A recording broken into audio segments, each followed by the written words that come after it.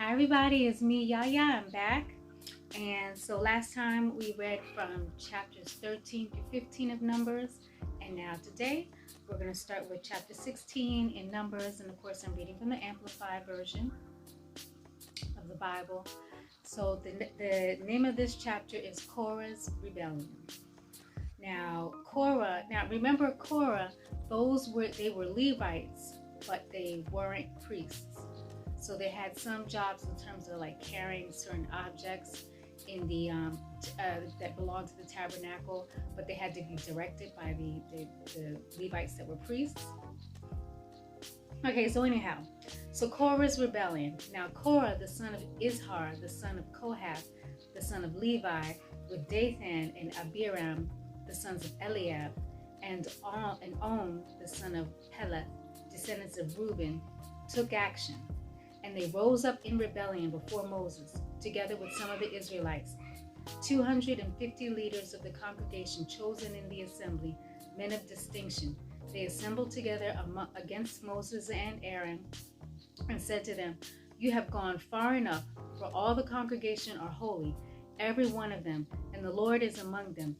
Why then do you exalt yourselves above the assembly of the Lord?"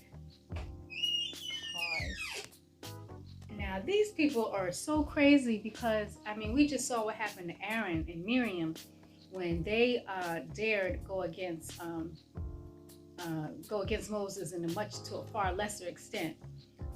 God made Miriam become completely white and leprous, and he actually audibly rebuked them. And people knew about it because everyone, they didn't pack up and leave until after Miriam spent 7 days outside the camp, for her to be healed. And so these people are stuck on some crazy, like these people just have really bad memories, apparently. Okay, so anyhow, and when Moses heard this, he fell face downward and he spoke to Korah and all his company, saying, "In the morning the Lord will show who belongs to him and who is holy, and will bring him near to himself. The one whom he will choose, he will bring near to himself. Do this, take censers for yourselves, Korah and all your company. Then put fire in them and place incense on them in the presence of the Lord tomorrow. And the man whom the Lord chooses shall be the one who is holy. You have gone far enough, you sons of Levi." So this is interesting.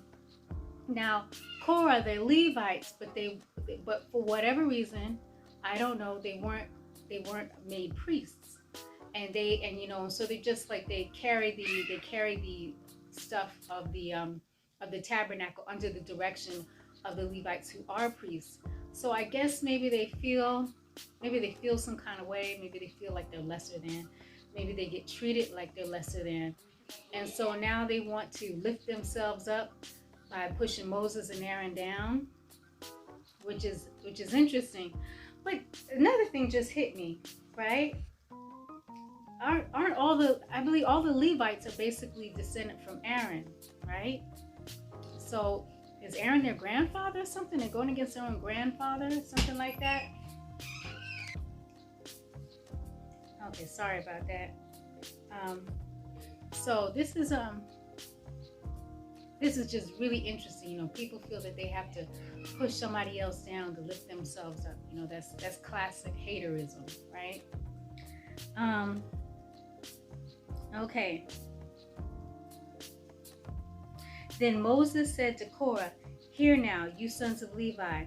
Does it seem but a small thing to you that the God of Israel has separated you from the congregation of Israel, to bring you near to himself, to do the service of the tabernacle of the Lord, and to stand before the congregation to minister to them, and that he has brought you near to him, Korah, and all your brothers, sons of Levi, with you? Would you seek the priesthood also? Therefore you and all your company are gathered together against the Lord. But as for Aaron, who is he that you murmured against him?" Then Moses sent to call Dathan and Abiram, the sons of Eliab, but they said defiantly, "We will not come up." Is it a small thing that you have brought us up out of the land of plenty, flowing with milk and honey, to kill us in the wilderness? But you would also lord it over us? Indeed, you have not brought us into a land flowing with milk and honey, nor given us an inheritance of fields and vineyards. Will you gouge out the eyes of these men? We will not come up. Now, he's just getting disrespected left and right. Just everybody is against him, you know? And that's a hard thing to stand up under, you know, but Moses really was a great man. Like I was saying in a previous video, he had that spirit of what was it, a superhero spirit, you know, like when he drove off, not just a man, he drove off men to, you know, to protect his wife Korah and her sisters, you know, when they were, you know, they were shepherding their sheep when he first met them, you know, or when he killed an Egyptian who was beating on an Israelite when he was still in Egypt, when he was living back in Egypt before, you know, he became who he is, who he was.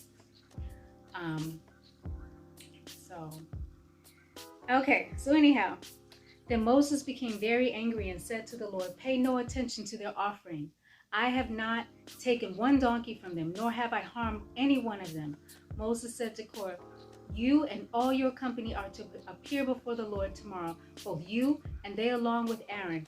Each of you take his censer and put incense on it, and each of you bring his censer before the Lord, 250 censers. Also you and Aaron shall each bring his censer. So they each took his own censer and put fire on it and laid incense on it. And they stood at the doorway of the tent of meeting, or tabernacle, with Moses and Aaron. Okay. Then Korah assembled all the congregation against Moses and Aaron at the doorway of the tent of meeting, or tabernacle, and the glory and brilliance of the Lord appeared to all the congregation. Then the Lord spoke to Moses and Aaron, saying, separate yourselves from among this congregation, so that I may consume them immediately. But they fell on their faces before the Lord and said, O God, God of the spirits of all flesh, when one man sins, will you be angry with the entire congregation? Wow, he was definitely a son of Abraham, wasn't he? Because you remember Abraham, you know, was like, are you going to destroy all of Sodom and Gomorrah for 50 men, for 40, 30, for 10 men? And God said, like, you know, okay, I got to go. You know? So, let's see. Then the Lord spoke to Moses, saying, say to the congregation, get away from around the tents of Korah, Dathan, and Abiram. Then Moses arose and went to Dathan and Abiram, and the elders of Israel followed him. And he said to the congregation, get away from the tents of these wicked men, and touch nothing of theirs, or you will be swept away in all their sin. So they got back from around the tents of Korah, Dathan, and Abiram. And Dathan and Abiram came out and stood at the doorway of their tents with their wives and their sons and their little children. Then Moses said, by this you shall know that the Lord has sent me to do all these works, for I do not act of my own accord. If these men die the common death of all mankind, or if what happens to everyone happens to them, then you will know for sure that the Lord has not sent me. But if the Lord creates an entirely new thing, and the ground opens its mouth and swallows them up along with all that belongs to them, and they descend alive into Sheol, the netherworld, the place of the dead, then you will understand that these men have spurned and rejected the Lord.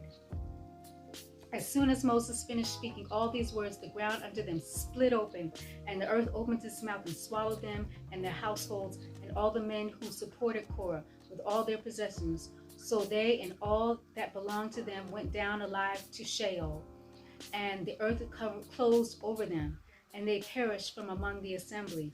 All Israel who were around them fled at their outcry, for they said, the earth may swallow us also. Fire also came forth from the Lord and consumed the 250 men who were offering the incense.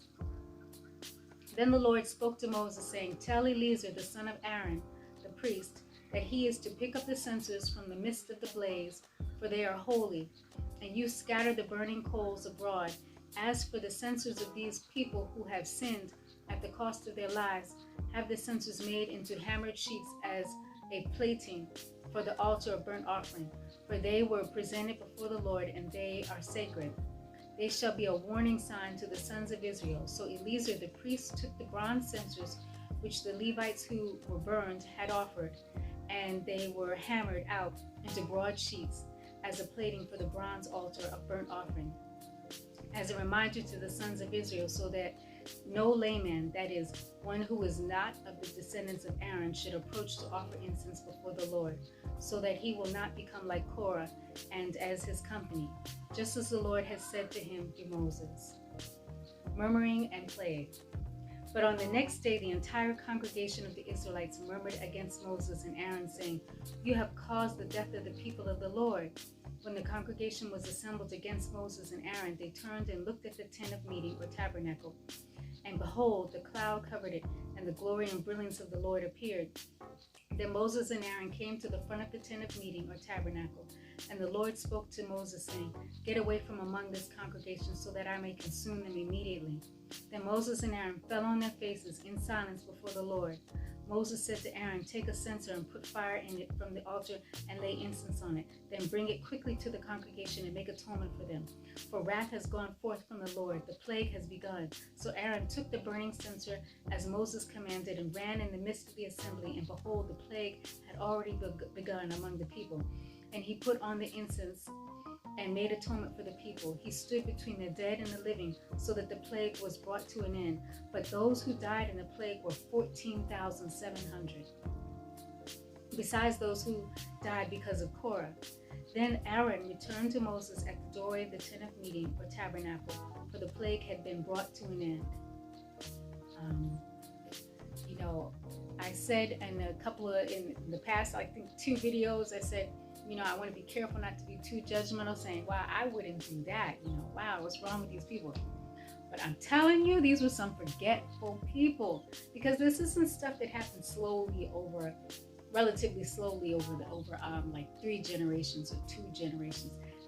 All this stuff is happening within 1 generation. Within their lifetime, they're experiencing all these acts of God. And time and time and time again, they speak against Moses. I'm telling you. Okay. Let me get some tea.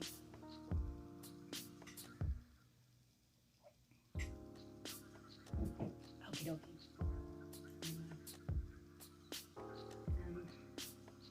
Okay, so I'm down in the footnotes.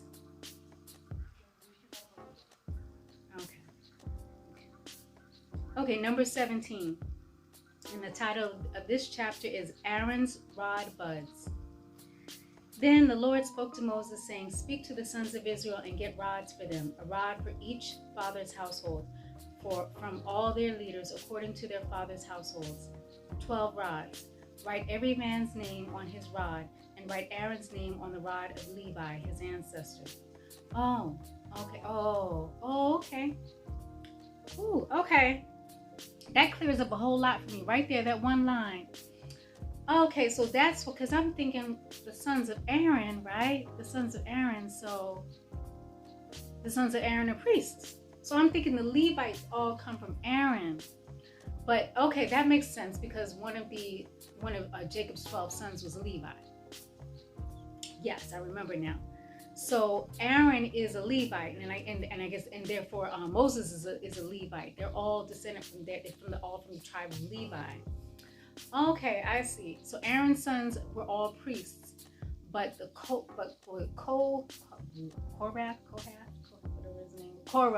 Korah was also descended from Levi, but not descended from Aaron. So they're like cousins. They're cousins basically, but from the same tribe.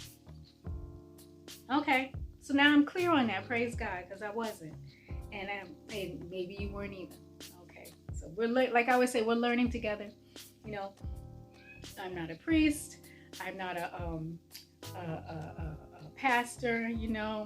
A reverend or anything like that. I've never been to school for this, but I'm just reading the word for myself, because I do know that the Bible says, "Study the word to show yourself approved," and the Bible says that. I believe in the New Testament, it says something like you're supposed to have an argument. When somebody comes to you and says, why are you a Christian? You should have a ready answer for them. You should be able to defend your faith, is what it's saying. And I know as a Christian, and I've been a Christian for a long, long, long, long time. Backsliding and everything, but still I've been a Christian for a long, long time. And I know that you hear different preachers, you hear different people say stuff, you hear different preachers say stuff, and some of it just is not biblical. I've often had the experience of thinking 95% of what they say is true, but it's that 5%, and sometimes it's something that's important that they're saying that's not true. So you have to know the word for yourself, because sometimes we're talking about something that's important, like is it okay to divorce or is it not okay to divorce? And people say different things, but that's important. You kind of need to know that. Maybe if you knew whether or not you could get divorced, maybe you would be a lot more careful about who you chose to marry, right? You wouldn't, so it's just stuff like that. So anyway, I'm learning with you is my point. Okay, anyhow, where was I?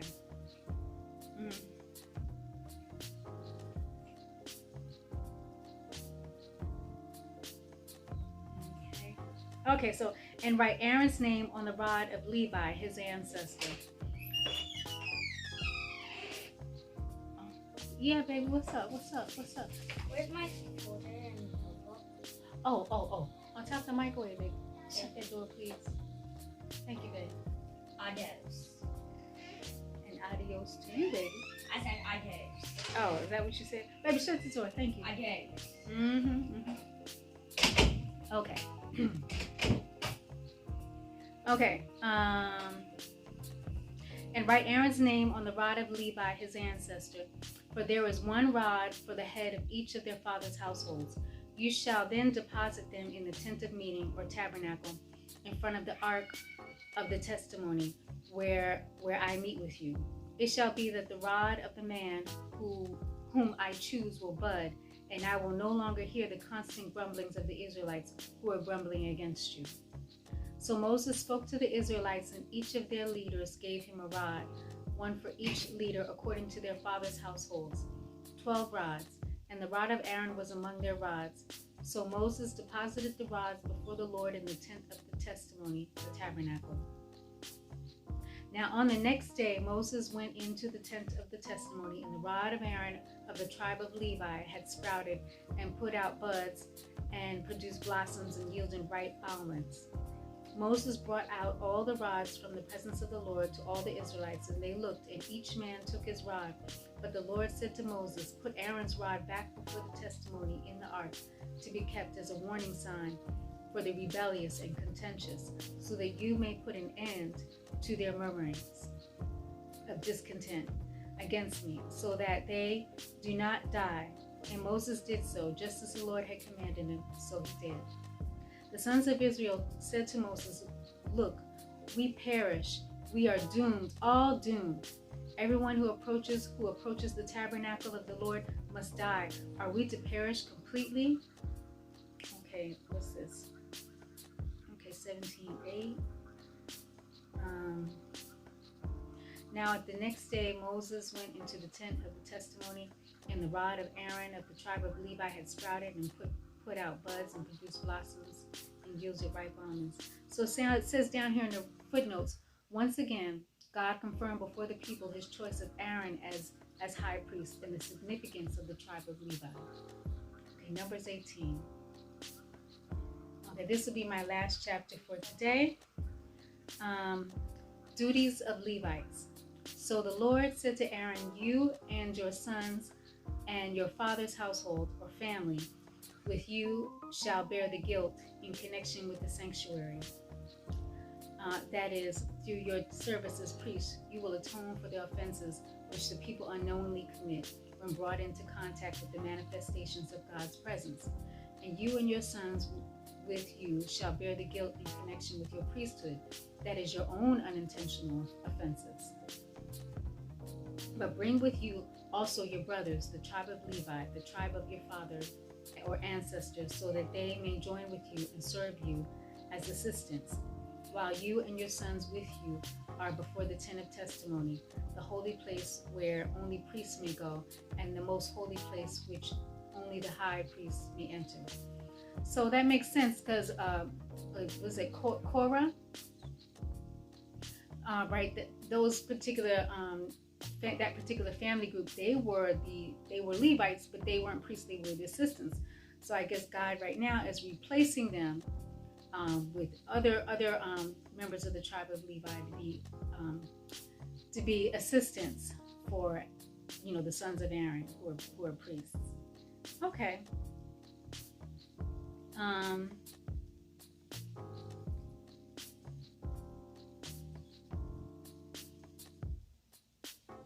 Okay.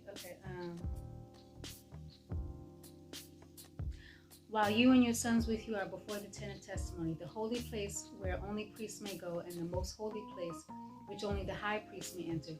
And the Levites shall attend to your duty as assistants and to the duties of all the tent or tabernacle.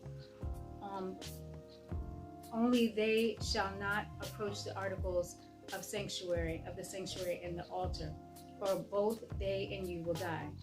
They shall join you and attend to the duties of the tent of meeting, all the service of the tent, and no stranger, no layman, anyone who is not a Levite may approach you and your sons. So you shall attend to the duties of the sanctuary and the duties of the altar of burnt offering and the altar of incense, so that there will no longer be on the Israelites as was Korah, Dathan, and Abiram. Behold, I myself have taken your fellow Levites from among the sons of Israel. They are a gift to you, dedicated to the Lord, to do the service of the tent of meeting or tabernacle. Therefore, you and your sons with you shall attend to your priesthood for everything concerning the altar of burnt offering and the altar of incense, and of the Holy of Holies within the veil. And you are to serve. I am giving you the priesthood as a bestowed service, but the stranger, outsider, or layman who approaches shall be put to death. Okay. So they were called Kohathites, and their progenitor was Korah. He was, the first one of the Kohathites. Okay. So the priest portion. Then the Lord spoke to Aaron, Now behold, I, the Lord, have entrusted you with my heave offerings, even all the holy gifts of the Israelites. I have given them to you as a portion, and to your sons as a continual allotment. This shall be yours of the most holy things, reserved from the fire, every offering of the people, every grain offering and sin offering and guilt offering, which they shall render, give to me, shall be most holy for you and for your sons. You shall eat it as the most holy thing. Every male of your family shall eat it. It shall be holy to you. This also is yours, the heave offering of their gift, including all the wave offering of the Israelites. I have given them to you and to your sons and to your daughters with you as a continual allotment. Everyone in your household who is ceremonially clean may eat it. All the best of the fresh olive oil, and all the best of the new wine, and of the grain, the first fruits of those which they give to the Lord, I give them to you. The first ripe fruits of all that is in the land, which they bring to the Lord, shall be yours. Everyone in your household who is ceremonially clean may eat it. Every devoted thing in Israel, everything that has been promised to the Lord with an oath, shall be yours.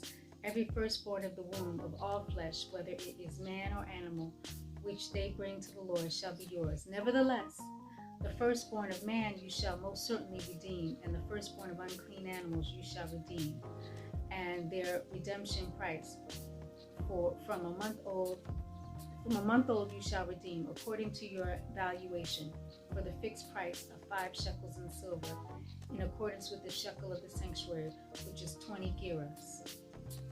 But the firstborn of a cow, or of a sheep, or of a goat, you shall not redeem. They are holy and belong to the Lord. You shall sprinkle their blood on the altar, and shall offer up their fat and smoke as an offering by fire. Their meat shall be yours like the breast of a wave offering and like the right thigh. All the offerings of the holy things which the Israelites offer to the Lord, I have given to you and to your sons and your daughters with you as a continual allotment.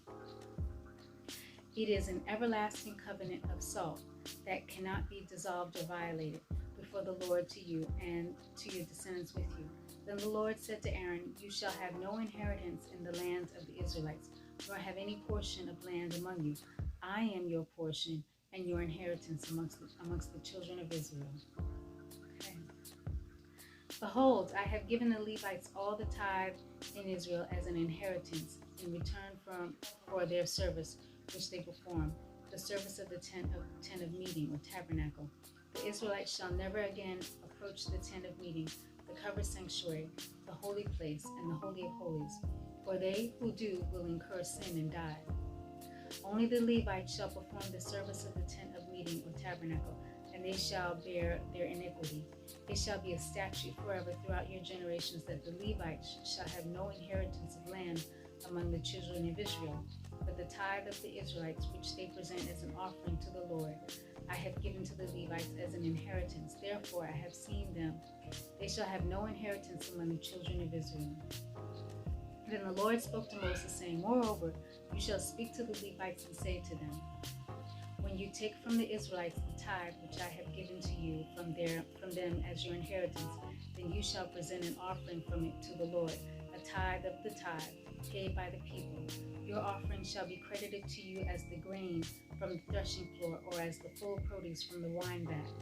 Likewise, you shall also present an offering to the Lord from all your tithes, which you receive from the Israelites, and from it you shall give the Lord's offering to Aaron the priest. Out of all your gifts you shall present every offering due to the Lord, from all the best of it, even the sacred part from them. Therefore you shall say to them, when you have offered the best from it, then the rest shall be credited to the Levites as the product of the threshing floor, and as the product of the wine vat. You may eat it anywhere, you and the members of your households, for it is your compensation in return for your service in the tent of meeting or tabernacle. You will bear no sin because of it when you have offered the best of it. But you shall not profane the sacred gifts of the children of Israel, or you will die because of it.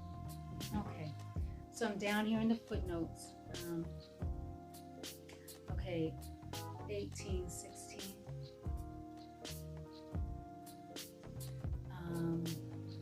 And their redemption price from a month old you shall redeem according to your valuation, for the fixed price of 5 shekels in silver, in accordance with the shekel sanctuary, which is 20 gerahs. Okay, so it says, since the price is set at 5 shekels, this term is not to be understood here as an ordinary appraisal, which could vary, but probably refers to the priest's estimation of whether the item qualifies for redemption. Okay, and then 18:19. All the offerings of the holy things which the Israelites offer to the Lord, I have given to you and to your sons and your daughters with you as a continual allotment. It is an everlasting covenant of salt that cannot be dissolved or violated before the Lord to you and to your descendants with you.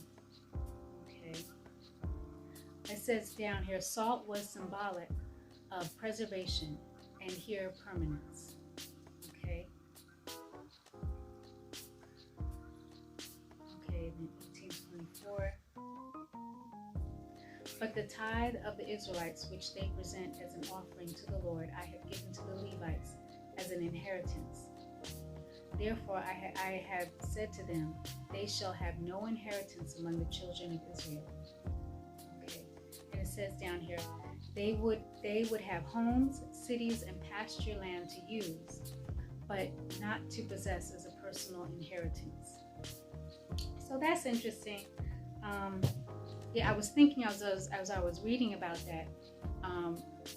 So I wonder how much that applies to rabbis today.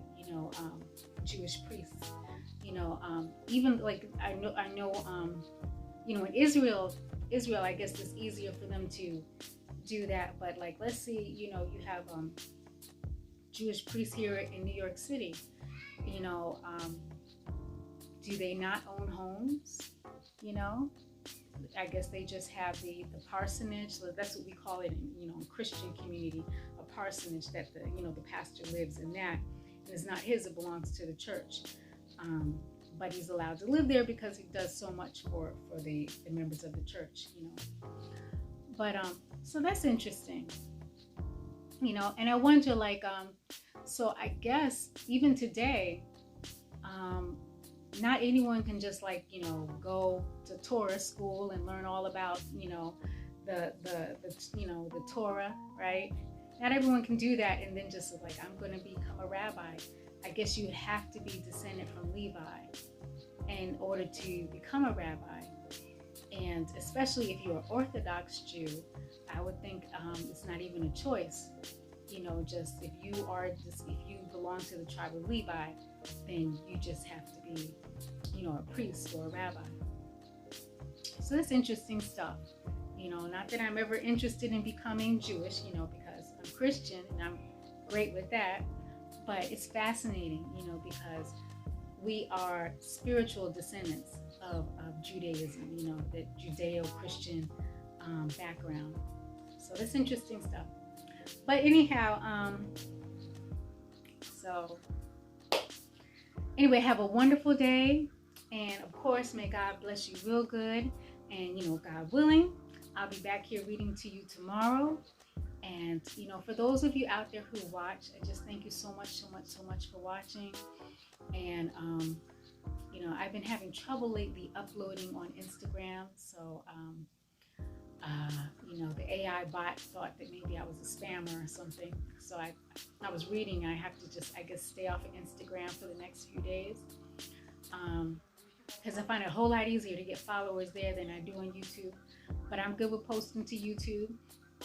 And God bless you. You know, really, I thank you to, like, my one subscriber that I have right now. I thank you. Really. And you know who you are. And yeah, and anyone who's watching, just thank you. And may, you know, and have a wonderful day.